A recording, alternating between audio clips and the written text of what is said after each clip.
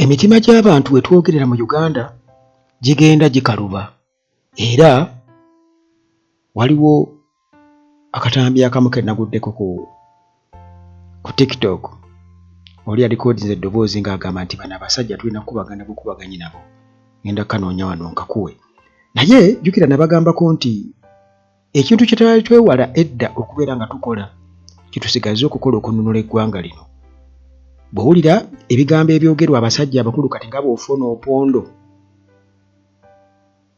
bw'owulira ebigambo ebyogerwa abasajja nga bw'ofuna opondo, yabadde ku Capital Gang n'abako byayogera, naye ndowooza kansooke nkuwa akatambi kano ono ng'akola ka statement kano nti bano tulina kwambalagana nabo bwambalaganyi kubanga kisusse. Bano abasajja tulina kukubagana bukubaganyi nabo. Ewatali ekyo pulezidenti nkubuulira, bwe tunaatwaliriza revolution ene neetwala ebbanga ggwanvu ne tugivuga mu bukwasi obw'eddembe. Okay, mbadde njagala nkuzannyira akatambi ako, nakasanze ku TikTok, simanyi ani yakarekodinga, naye nga nakasanzeyo ne ŋŋamba kino nali nkyogeddeko wano ku Uganda Atlagi, nti abantu obugumiikiriza bugenda bwe baggwamu, nti tebakyalina ssuubi mu kalulu, tebakyalina kye balinamu ssuubi, okuleka okubeera nti kati beerwanako, nti awo we tugenda. Naye nkugambye nti bino mbibeesinga ku Ofwono Opondo byabadde ayogera ku Muwanga Kivumbi, era n'agamba nti ebintu byolekedde okubeera obubi ennyo, okugeetinga waasi bigenda kusooka kwonoonekera ddala mu Uganda. Uganda eryoka etereere, ye bw'atyo bw'agamba. Naye kyayogerako bw'okiwuliriza, yabadde ku Capital Gang lunaku lwa mukaaga, Ofwono Opondo n'agamba nti Bannayuganda balina okubeera nga beetegeka, nti amateeka gagenda kusooka kubeera subordinated ku politics, kwegamba nti ebyamateeka bigenda, politics agenda kubuutikira amateeka, nti kati tulabe nga bannabyabufuzi oba kati nga bw'olaba gavumenti nti ebintu ebikolera mu layini yaayo nga bw'ebyagala bibeere, so si ku nkola eya demokrasiya oba okugoberera amateeka oba constitution nga bwe kyandibadde. Kakati awo n'agamba nti bino bigenda kubeerawo mbu paka political transition mbu eri underway oba egenda mu maaso wano mu Uganda, lweneebeera complete kati nti okukyusa obuyinza paka bwe bunaakyuka ne bugenda mikono gy'omuntu omulala. Era waliwo akatambi mu parliament nga boogera, kasooke nkuwa discussion nga boogera ku bya Muwanga Kivumbi, Ssenyonyi nga abatadde ku nninga, nga Attorney General annyonnyola. Tusooke tulabe akatambi kano then tweyongereyo, kirabika kye kinaasinga. Segirinya Muhammad and Honorable Alan Sewanyana were granted bail by court. As they were getting out of Kigo prison, outside the gates of Kigo prison, they were abducted. They had not said anything anywhere. In June of 2024, the Honorable Paul Akamba, who were here with him in the 11th Parliament, he was granted bail. He was abducted within court precincts. So the Attorney General needs to help us understand. Number one, where is Honorable Muhammad Muwanga Kivumbi? He needs to be accounted for. But number two, is this the new normal? Have we now veered off what the law does stipulate? Learned Attorney General. Thank you. I think I don't know whether I should go directly to the attorney because there are issues beyond him. I was feeling I should go to the Right Honorable Deputy Leader of Government Business, who is leading his troops here, and he will be comfortable to pick any of the officers, of the colleagues to support him. Thank you, Right Honorable Speaker, and I thank my brother, Honorable Ssenyonyi, for his intervention. I have heard him clearly, but for me also to be able to give you a fitting answer, I request that I return tomorrow and give you a fitting answer. Thank you, Mr. Speaker. Honorable Senyenyi, I don't want to be diverted beyond that, and tomorrow is not far. Mr. Speaker, there were twofold issues. The where, we can wait for tomorrow because he probably has got to find out. It's not him who picked up the honorable member. So, yes, we hope that tomorrow we get feedback on where he is. But my second question, and that's why the learned Attorney General is here, was for the country to be guided. Is this the new normal? Because that doesn't have to wait until tomorrow. Because the Constitution is succinctly clear. The Attorney General?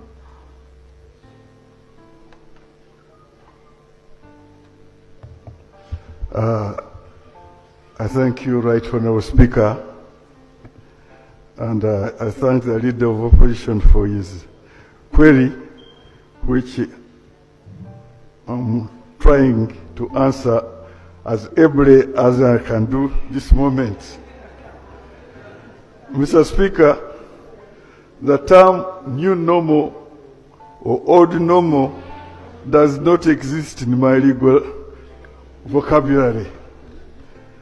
As far as I know, this Parliament and this country is under a dispensation of constitutionalism. And I have that constitution in my hands here. And where it regards to the liberty of every Ugandan, it is here, very clear, in Article 23, and I can read... Colleagues, can I have order in the House, please? And I can read specifically 23, Article 2, for the members of this Honorable Parliament. A person arrested, restricted, or detained shall be kept in a place authorized by law. That's the Constitution. A person, now sub-article 3, a person arrested, restricted, or detained shall be informed immediately in a language that the person understands of the reason of the arrest, restriction, or detention, of his or her right to a lawyer of his or her choice. A person arrested or detained, for the purpose of bringing him or her before a court in execution of the order of court. Mr. Speaker, I don't have the facts of the arrest or alleged arrest. All I know is that we are under a constitutional dispensation. And Mr. Kivumbi has these rights, and they are protected. And as the leader, government business has indicated, tomorrow we shall be here before Parliament and give all the facts, and we shall ensure that this Constitution, which we all swore to protect, is protected. I submit, Right Honourable Speaker.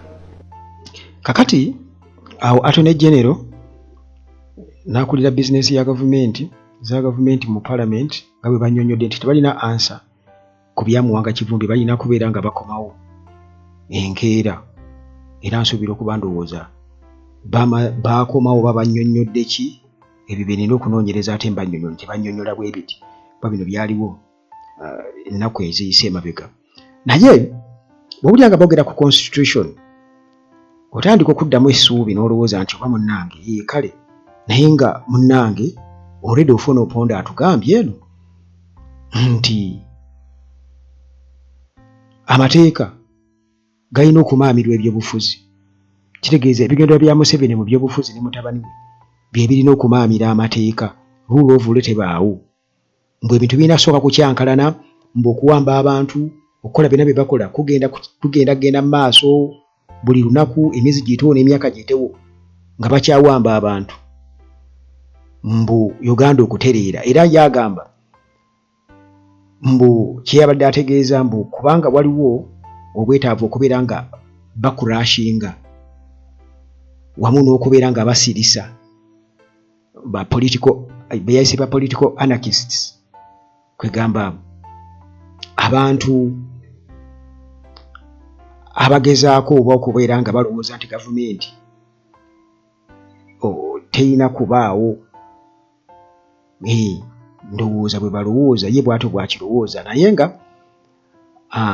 ye agamba nti bano ba political anarchists mbu bwe badde babeerawo mu kukola obulimba ku Museveni n'okumubulackmailinga nga bamwogerako mbu ebintu ebitali bituufu okubeera nga baagala akola ebyo bye baagala kakati n'agamba nti ekivaamu mu ekyo oba ekyokulabirako mbu ekyabaddewo nga bakwata Muwanga Kivumbi ku Lwokutaano nga baddamu okubeera nga bamukwata mbu ebyo bigenda kubeera rampant in coming days, weeks, months and years. Kakati nga bwe nkutegeezezza nti babadde ku Capital Gang yabadde akubiriza bamuyita Samuel Musoke oba Oscar ono yabadde abuuza ababadde mu studio ku televised address ya Museveni wiiki ewedde era nga abuuza oba tebaawulidde bubi ku mbeera gye yayogereddemu ensonga ate nga takwetisizinga Muhoozi kugamba talina kintu na kimu kyeyayogedde ku Muhoozi kibi kye yakoze nga CDF ku kukwatibwa kwa Lukwago, Miriam Matembe, engeri gye yabadde abyogeramu mu ngeri kwegamba ey'okulaga nti awaana oli era nga teyakomye kukubira nti yadifendinze mutabani we mu address eno. Ono yayogedde ebintu bingi omuli n'okubeera nti ayagala yawagidde ekyokuba nti ba opponents be tebabawa bail okweyimirirwa nga ba opponents tebagala babawe bail.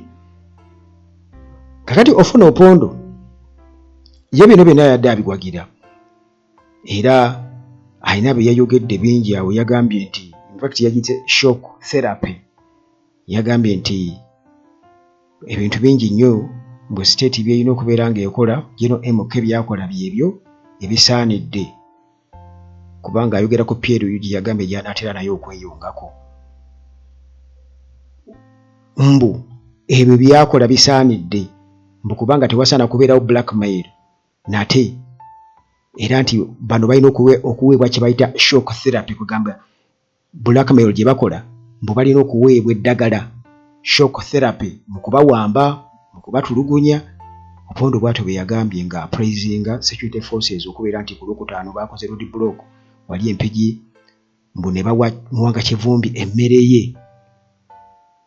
Kati ndi kuoli omwo yagambye nti bano abantu beetaaga kukuba bukubi okitegeera obona busunka tufuna Opondo bw'atyo bwe wali baddewo itaba senior citizens bw'atyo bw'ayogera era n'agamba nti kino ye yakidescribe nga end of law and the beginning of politics. Kati amateeka gaweddewo kati tuli ku politics mpaka Uganda lweneekola ki lwenedda mu layini mbu naabo aba opposition nabo badde mu nnomo senses zaabwe.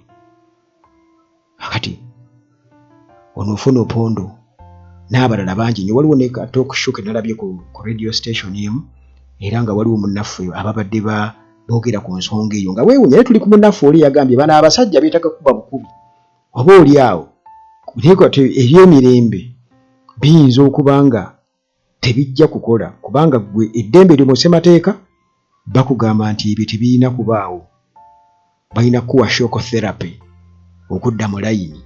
Kati tukole ki ekyebuzibwa tukole ki gwerinda kwesaawa yonna abamukute kubanga bamukute misana tebamukute kiro bagenda kumuleta mukomera emisango mujuulire toyinza gamba ng'ovudde mukomera wa leero ng'omanye kyakutwala mukomera kyali kyakutisa abantu ba Uganda nti ngenda kukomawo ntandikirewo nakoma really oba olina amagezi amusore kukozesa ekigambo ekyo NRM government President Museveni bulijjo atukatiriza ffe bakada n'abagana Uganda empisa kyekikulu baleke tubeere n'empisa tugoberere amateeka kubanga twakava mu kalulu bwana muwembo kimanyi nti abana Uganda bayogera mu misango gye badde bavunaana Muhammad Mwanga Kivumbi temuli mu count za mada era abantu bemwattire wa Kivumbi njagala kusomesa abana Uganda lwaki bamutwala mukomera bamusako simanyi betting terrorism simanyi bulungi abana Uganda the mothers that occurred at his home were not accounted. Ngenda kutandikira we nakoma ng'ogenda kutandikira okutta abantu abalala okutisa abantu abana Uganda abantu kakati beebo bannaffe nga bareasoninga mbu yagambye ngenda tandikira we nakoma mbu ng'ogenda kuttisa okutta anasooka kwogera kukutta n'agamba okuttisa mbu bannayuganda abalala kati okuttisa bannayuganda abalala kuki lwaki omuntu yali kutte mundu n'atta bannayuganda n'atandika okwekwasa abantu abalala nti be babaleetedde okubeera nga babatta